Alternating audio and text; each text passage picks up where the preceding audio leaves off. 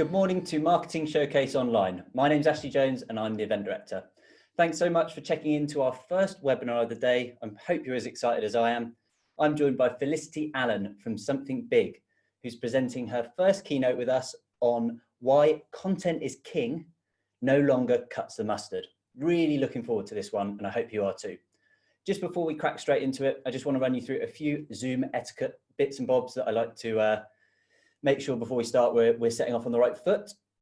I'm sure you're well familiar with Zoom by now, but just in case you're not, the way we're using things today is at the bottom of your screen, or if you're using a desktop, you've got the toolbar. There's a chat function on there. If you could all just put hello in the chat now to make sure that you're seeing me nice and crisply. I like to make sure I'm not just talking to a camera. Look, there you go, popping in. Hi, everyone. So you've got that to talk to me and your other attendees. Okay, so if you've got any questions about the event itself or what's going on today, just use the chat and I'll be behind that to answer them.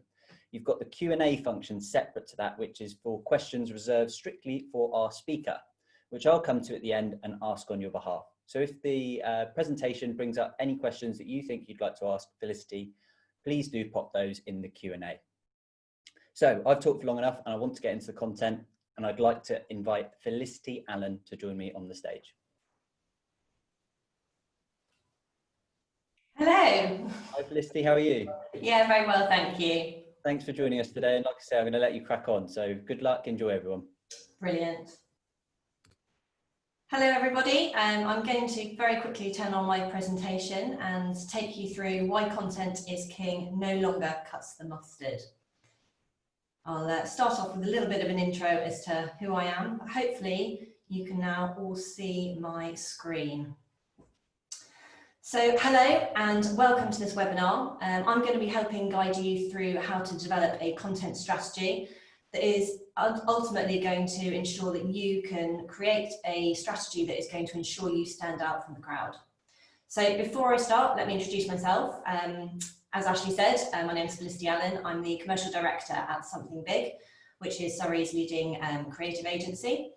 And you may be asking yourself why a commercial director is talking to you about content strategy rather than perhaps one of our content team. Well, actually, content is something that I am and have been for many years hugely passionate about. And that's because actually I started my career in PR. And of course, probably most of you know, content storytelling is kind of the lifeblood of PR. So following 6 years or so in PR and being very sort of content driven, I then actually made the move into sort of the sort of creative comms world. And within that, it's given me a really nice new challenge, but equally it's made me realize how content is still the key and is just so important through any comms that you are doing. So since then, I've worked for a couple of different agencies. I've been with Something Big for the last 6 years almost, I think. And we have a really awesome specialist content team who really drive the content agenda, both internally for us as an agency, but also externally for our clients. And it's that sort of experience that we've had that hopefully will give me a great platform to talk to you today about how you can get your strategy right with your content.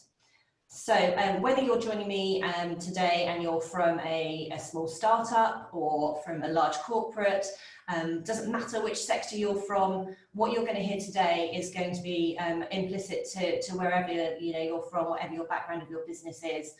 The key takeaways are kind of pretty much the same. So hopefully you'll all find this hugely valuable.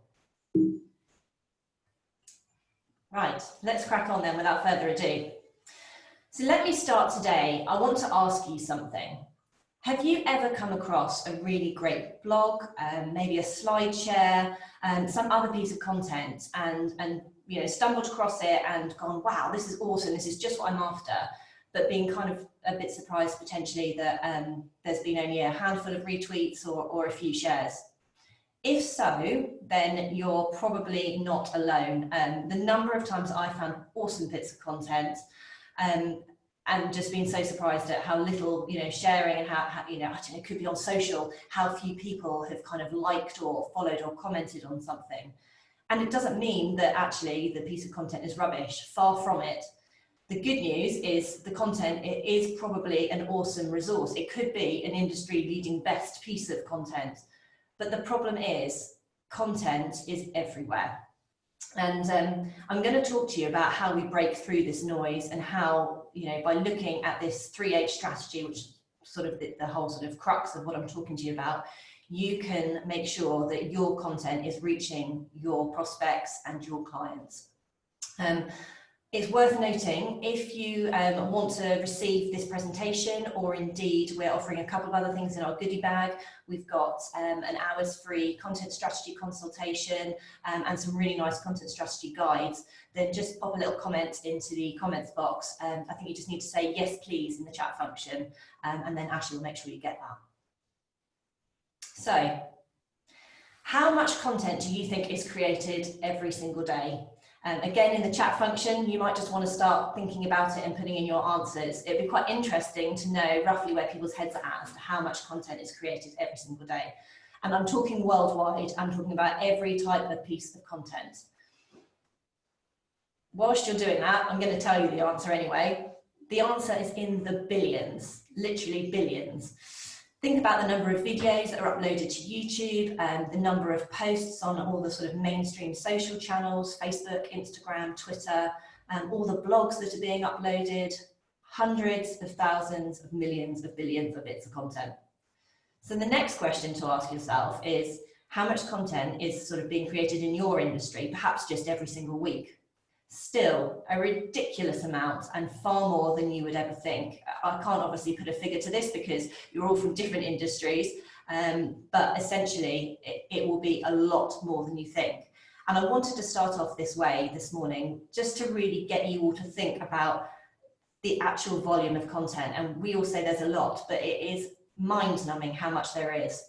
Here's a really nice sort of pictorial way to kind of break it down. And this is a really highly visual way of basically saying, you know, within 60 seconds, or a couple of them are slightly different, as sort of like Facebook says how many brand posts per day. But look, we've got 500 hours of video being uploaded every 60 seconds to YouTube. That's phenomenal. There are, you know, 294 billion emails being sent every 60 seconds. It's just literally mind-numbing. And this is why there is so much great content out there, but that just isn't cutting through all of that noise and isn't getting you the traction that you need it to. And it was, you know, 20 years ago or so, I think, that Bill Gates coined the phrase that content is king. And yeah, it absolutely was. And content still is king. The problem is it can't be king on its own. You can't just create great content and expect for people to find it, because there's just too much out there. There's too much noise. So it goes without saying, in the last 2 decades since Bill Gates coined that phrase, there has been a lot that's happened, and the internet has absolutely become saturated with content.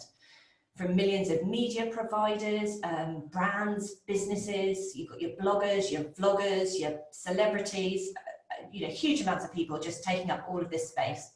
And therefore the attention that we're all giving to content has become really fragmented, momentary, quite fleeting. I mean, how many of you this morning have woken up and perhaps gone onto one of your news apps on your phone?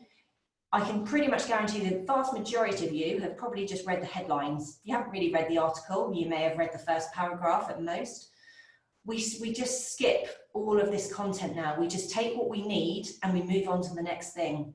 We really home in on images as well. We kind of ignore the sort of bulk of the words. We always watch videos on mute. You know, how many times are you guys scrolling through all your social channels and you're seeing great little videos, but you're not even listening to them because they're now being created in a way that we can get the message across without the need for sound.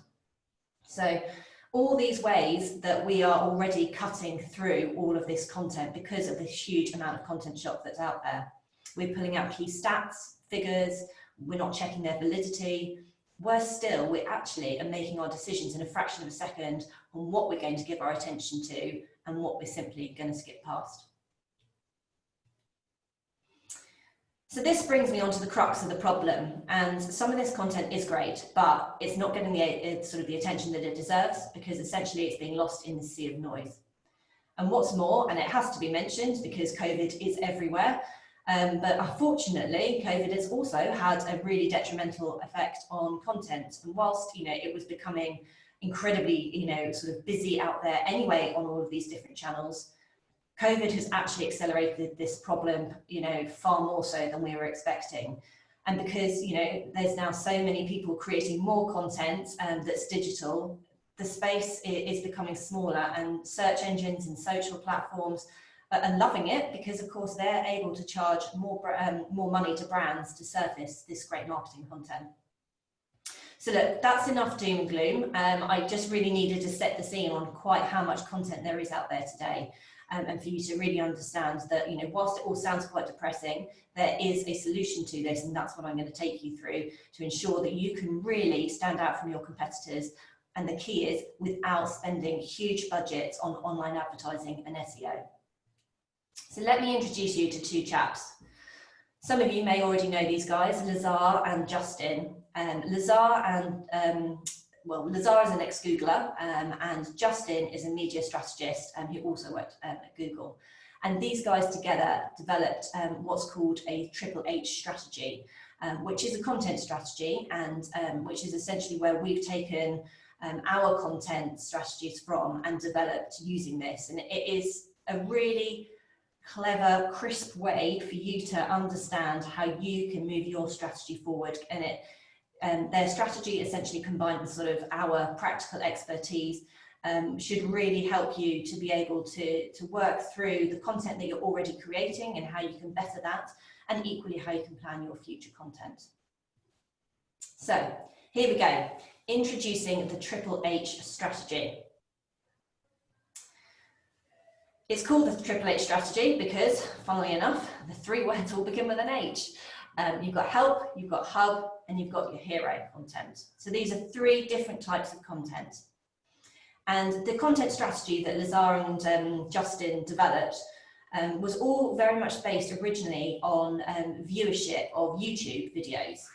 They really looked at how people were engaging with YouTube videos. They looked at engagement data. They looked at sort of analysing what people were searching for, what they were watching on YouTube. And it turned out that this strategy that they came up with, this 3H strategy, wasn't just brilliant for YouTube, and it wasn't even just great for video strategy, but it was brilliant for content strategy as a whole. So after analysing all of the data, they essentially sort of came up with these three types of content that people watch and engage with. And if it didn't fall into these three buckets, it was pretty much wasted content, and it was getting, a spattering of people engaging with it, but it really wasn't getting the sort of expertise and the amount of interaction as these three. So essentially, you need to be ensuring your content is falling into these three buckets. So let's have a look at how we do this. So help content, to give you a bit more insight as to what this is. If any of you are familiar with this 3H strategy, you may have heard of help content as how-to content, or hygiene content, it's sometimes referred to. But essentially, this is content that will grab people's attention, and it will start to sort of nurture a rapport with audiences. And they do this, or the content does this, by providing a really practical how-to type of style information. Then you've got your hub content. So this is content that's really going to help your brand hook the audience in, and that's going to encourage them to come back for more. So this is what drives the relationship and then builds that loyalty. And then finally, you've got your hero content, and this is kind of the big attention grabber. And the three of these work really nicely together. So let me tell you a bit more. Combined, the three of these H's represents a really healthy type of balance between product and content. I'm sure you all know that if you are just focusing all of your content on product, essentially it's advertising. People don't really want to receive that type of thing, especially now, the Generation Z, they just aren't interested at being told what they should and shouldn't be doing. They want to make their own decisions. So whilst you do need to have a way of pushing product, it really needs to be clear that messaging and sort of telling a story is part of that. So it's getting that balance between product and brand. And brands that successfully deliver all three of these types of content will be hugely successful in pulling in the sort of audience through the sales function, then up to sort of cold prospects, through to warm prospects, to brand advocates, conversions. So most people will probably come across your content in one of two ways if you're adhering to this sort of 3H strategy. They may come through from your how-tos. They may be thinking, oh, I've got my 8-year-old that's come home from school today, and I just don't know how to help them with their maths homework. So you end up going and you Google a how-to. And then suddenly you're like, oh, okay, that's really useful. That's answered my question. I've been able to help them. And it was a really kind of clear way that I've got that insight. The next thing you're seeing, they've got all this other content, and you think, actually, this could be useful because they're probably going to come back with more homework that I'm not going to be able to help them with. So then you start following them, whether that's their YouTube account, it could be sort of how-to videos, or it could be blogs. But essentially, they've come to you through, or people have come through to you via your help content. Equally, people can come to you from your hero content. And this is a really nice way, and I'll talk to you more about hero content in a moment, but it's these big headliners, there's some really cool stuff that, you're not actually even looking for it, and you're looking for something else on sort of social channels, but you stumble across it, and this is what takes you away from it and makes you go, oh, I have to watch this because there's something really exciting. So look, let's have a look now that I've explained sort of the 3 H's and how they sort of work as separates, but also how they come together. And let's look at how we can sort of start to create this for yourselves, and how we can create that sort of most common, those most sort of common types of content effectively. So let's look at help content. So help content, as I mentioned already, is hugely popular online. Did you know that the average person is actually searching over 4 times every single day for some form of help content? That can be guides, it can be for tutorials on how to use a product, it could be anything, as I mentioned, children's homework, recipes, anything like that. But there's a lot of searching going on every single day. So you want your content to be what people are looking for, so that people can then start to engage with your brand. Knowledge has and always will continue to be power.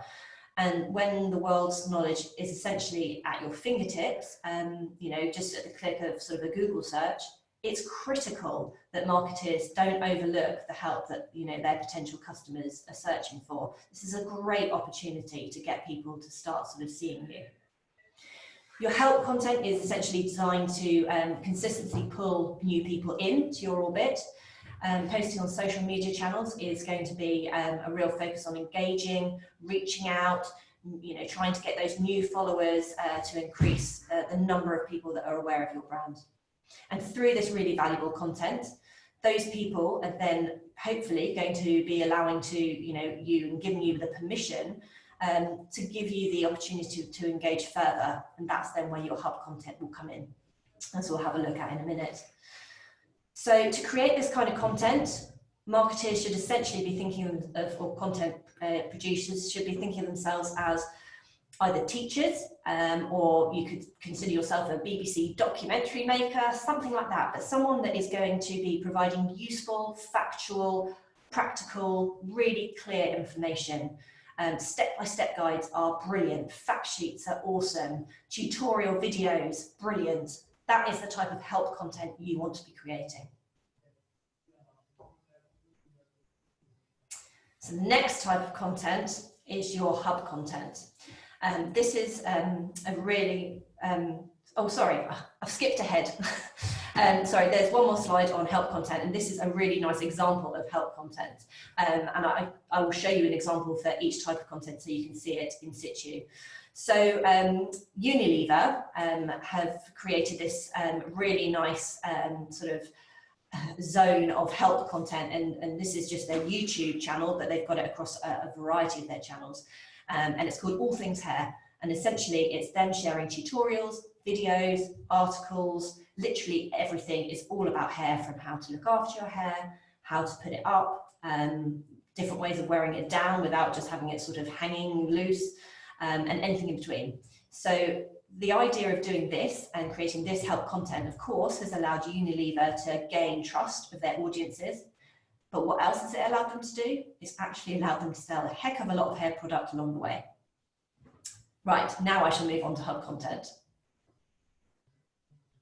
So, hub content. This is essentially content that is going to pull your visitors in by giving them the knowledge that they're looking for. So, hub content is going to be providing real ongoing value.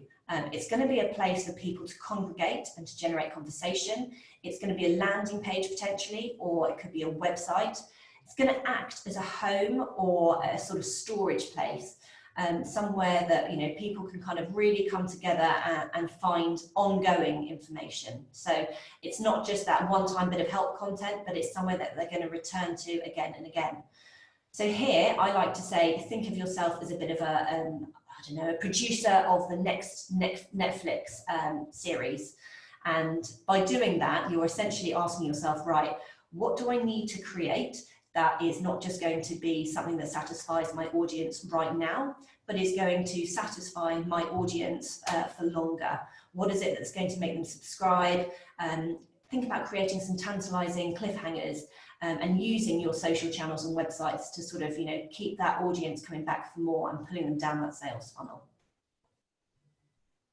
A really nice example actually of hub content is Rightmove. And if you're probably thinking Rightmove, surely people just go to Rightmove when they want to buy a house.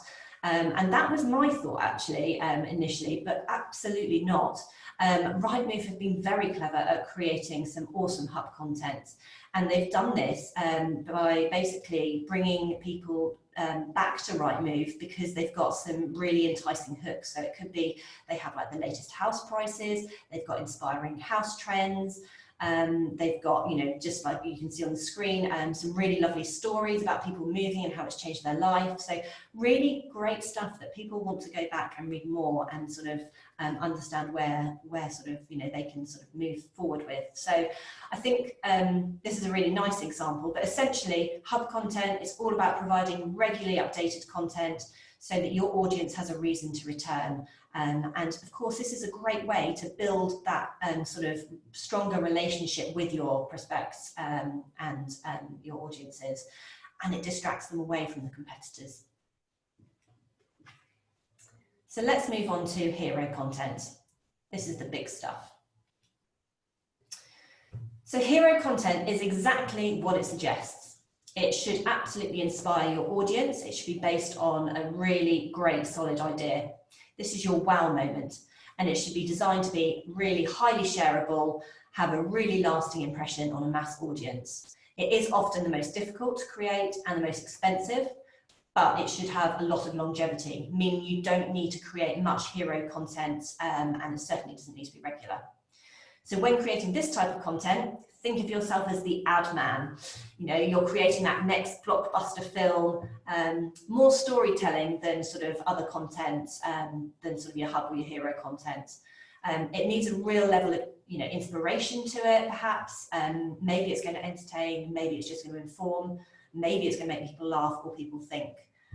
But essentially, this is the type of audience, and I think I mentioned this a little bit earlier, that when people are browsing, they're not looking to find, but it's what takes their attention away from what they are looking for and draws them in. So it has a huge amount of power.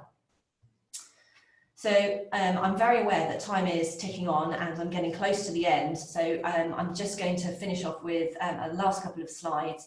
This is a really lovely example of how Dove created some awesome hero content. I'm sure loads of you have already seen this, and if you haven't, I really, really encourage you to go onto Google, just type in Dove's Beauty Sketches. It's a 3-minute sort of piece of content that it was unbelievable. It literally, I think it had over 50 million people engage with this within 12 days of its release. So it was never made as a TV ad or anything like that, but arguably it actually has performed better than one. It's really drawn stories in, really drawn people in through its really clever story, and definitely made Dove stand out from the crowd. So just wrapping up, now you know what the 3 H's are. You can certainly be starting to think more about how you can use those to help really shape your content and your strategy. As you can see, the 3 H's fall very neatly into a pyramid, and that should really help you guide, or should help guide you, how much content you should be sort of publishing in these 3 areas. So help, loads of it. Hub, some of it. Hero, not so much. In terms of starting out, definitely start to think about your help content first. This is what's going to form the solid base of your content strategy. It's really difficult to say how frequently you should be creating all of this type of content, but I'm very happy to talk with you on a one-on-one, if you do want to take us up on that hour of content strategy. So yeah, really focus on your help content, then look to your hub content, and then finally worry about your hero content. And I'm going to end it there, so there's a few minutes left for questions. Woo! Felicity, thanks very much. That was awesome. That was my attempt of like the rest of the crowd who are all applauding. Yeah, some great slides there. I'm just trying to stop your sharing. There we go. We're back to you and I. So yeah, brilliant. Thanks so much for taking the time to go through that with us, Felicity. I was talking to the chat throughout that. They all loved it. Some really good knowledge bombs throughout that, as I like to call them. So we've banked a few questions, and if you've got the time, I'd love to go through them for you. So talking about the Triple H strategy, does it work on all platforms equally? Can you just apply it to Facebook as you would Twitter? Does it work across all platforms? Absolutely, and I think this was the key actually, because whilst Lazar and Kirby first did this as a sort of YouTube strategy, they then looked at this and went further and went, hang on, this works for all video. It doesn't matter what video platform you're using, whether it's Vimeo or something else. And actually even for, social channels, Facebook, Twitter, Instagram, it's kind of the same. People are still searching ultimately for those 3 pots of content, or searching for one and then coming across the others and engaging with this, I should say. Totally. Thanks very much for that. This is a really interesting one coming from Louise. Is it possible to have a successful content campaign without paid promotion? It really depends. It depends what the campaign is, and it also depends what type of business you are and the audience that you're reaching out to. So I think it'd be reckless to say yes or no without knowing more detail, and I would love to talk to you about that, your particular campaign that you're sort of, perhaps referring to. Generally, as a rule of thumb, I would say actually, usually if it is, a fairly big campaign, no, you need to have some spend behind it. But if it's something that is really niche and really sort of targeted, then yes, there are ways to do it. Brilliant, thanks very much. And looking at more an example or something tactical, Glenn's actually asked, he posts 4 times a day across all social platforms. Is that too often? Is there some sort of benchmark you can give us for how often you should post? Again, really depends on who you are, what the business is, what your sort of engagement levels are like. As a rule of thumb, I would say, yeah, it probably is a little bit on the steep side. Equally, it depends what type of content is that you're sharing. And I know that sounds like I'm just trying to get out of it, but if you've got different content that you're sharing and it's reaching different audiences, then actually it might be okay. But again, really happy to have a one-on-one. I saw something that said, as long as those posts are of value, if you can really look at that post and say, well, I can warrant 4 valuable pieces of content that people are going to be interested in, perhaps it can't be much. But if it's 4 posts for the sake of 4 posts, probably is a bit too much, right? Yeah. Look, I'm going to draw up there. There are some other questions, and at this point, I would really encourage people to put yes, please in the chat to follow up with. I can pass your details to Felicity to have a little chat, personal, one-to-one, and go through your content strategy with her. So just make sure in the chat you've popped yes, please, so I can share your details with her, and she will get those over to you within the coming days, rather. Felicity, thank you so much for your time. That was awesome. Everyone loved that. Really great feedback. So thanks again. You're welcome back. No worries. Enjoy the rest of your day. Yeah, definitely. So thanks, Felicity. Thanks a lot. Everybody else that visited, thanks so much for taking the time to watch this one. We've got 5 more webinars for the rest of the day. The next one's in about 15 minutes time, and they're 30 minutes long. So I hope you can join us for some more talks today. But again, thanks everyone for taking out the time to join us at Marketing Showcase Online.